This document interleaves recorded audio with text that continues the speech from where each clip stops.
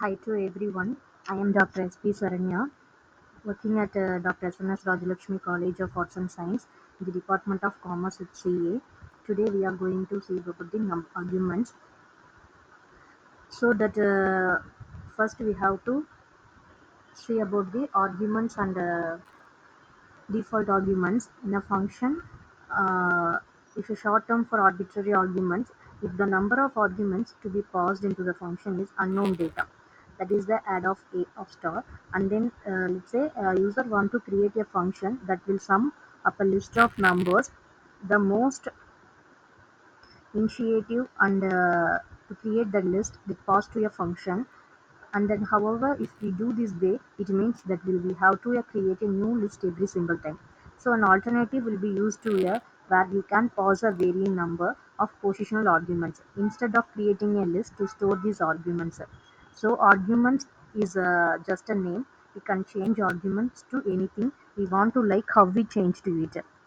So the important thing here is the unpacking operator. The operator will take all positional arguments given in the input and pack them all into a single iterable object.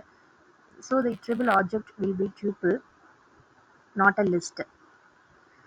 And then it list are similar in all aspects except the tuples are not mutable. So immutable means its values cannot be edited after the assignment.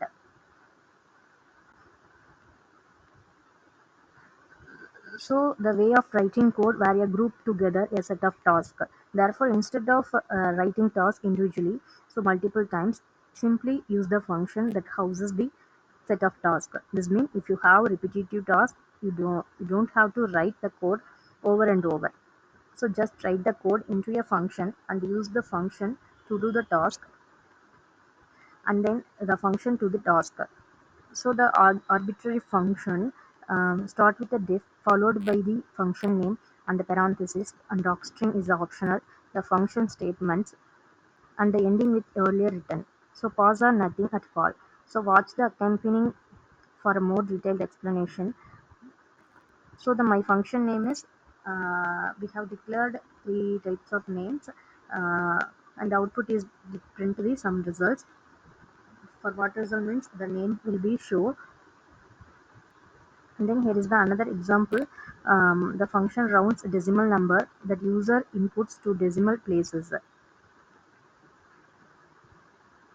So then it's an essential part of the Python programming language. User might have already encountered and used some of the many fantastic functions that are built in the Python language. And however, as a data scientist, user constantly need to write your own functions to solve problems that your data passes to you. So that three types of functions in built-in functions, user-defined functions, and an anonymous function, which are also called lambda functions because they are not declared with the standard keyword.